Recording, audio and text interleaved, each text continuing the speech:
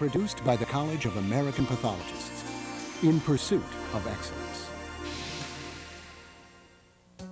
It's been an exciting and productive day.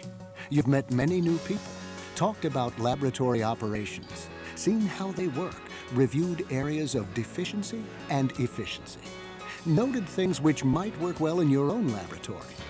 But before you leave, it's time to participate in what may be the most important aspect of the laboratory inspection, the Summation Conference. The Summation Conference provides closure. We've been visiting a facility now for 8 to 12 hours. The staff has seen us working. We've turned some things upside down, some things inside out, and they like to know, what did you find? One key to a smooth and productive Summation Conference is planning and preparation. So, many team leaders meet with their inspectors beforehand. One should have, if you will, a pre-summation conference in which all of the inspectors together on the team go over the deficiencies, make sure that they are valid. As a team leader, I always like to know what, if any, deficiencies will be given to the laboratory and whether I agree with them or not, and then check the documentation that we're going to be leaving with the laboratory to make sure it's accurate and agrees with what's listed in the checklist. Sometimes it's possible for laboratories to correct a problem before the Summation Conference. That any correction that's made on the spot where it's possible is definitely allowed, and I see no reason in the world why it should not be done at the time. They just didn't have a sign posted in a proper place, a safety regulation, and we've mentioned that to the laboratory, and they've put one up right away, and so it's no longer a deficiency.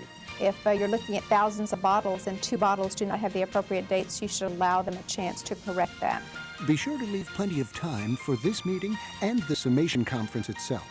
Don't rush away because you've got a plane to catch. And that's a real mistake, because the people being inspected get the feeling that you're just anxious to get out of there and you really don't care about the educational portion of it. The first part of the Summation Conference should always be praise.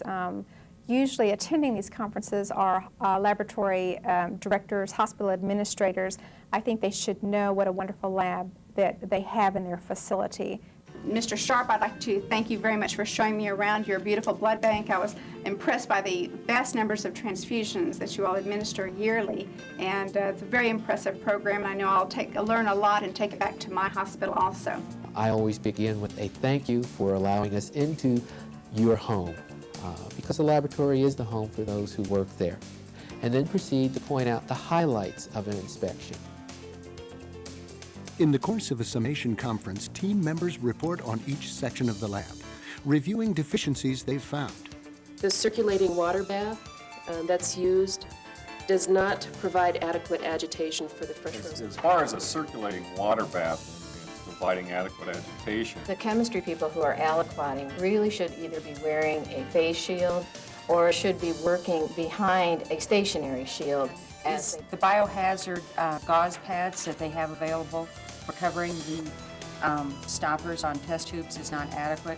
It's important to avoid surprises, to be candid about what we've found, but to be positive, supportive, and collegial. I did find one problem with the maintenance documentation. There seemed to be a couple of days where there were some things that were not documented, and I found out that that was because that particular instrument was down that day. I must reiterate that there must be documentation on every day and in any instance whether that instrument is in use or not. So I did cite that one deficiency. If a member of the laboratory staff objects to a deficiency, the team leader must be a diplomat. One of the things that I found is that the pathologists were not filling out a frozen section form at the time that they performed the frozen section. Dr. Merrick, later is about 30 seconds because I cut the frozen and then immediately walk to the microphone and dictate the case. Is that not adequate? The team leader should be the one that deals with the challenges, not somebody on the inspection team. And if the challenge is a valid one, then fine. Agree that that particular comment is inappropriate and delete it. A disagreement may also be settled by providing written documentation of compliance to the college as part of the lab's deficiency response. You can write up your protest, and it will make its way back to regional commissioners and eventually to the entire commission, and we do make changes that way.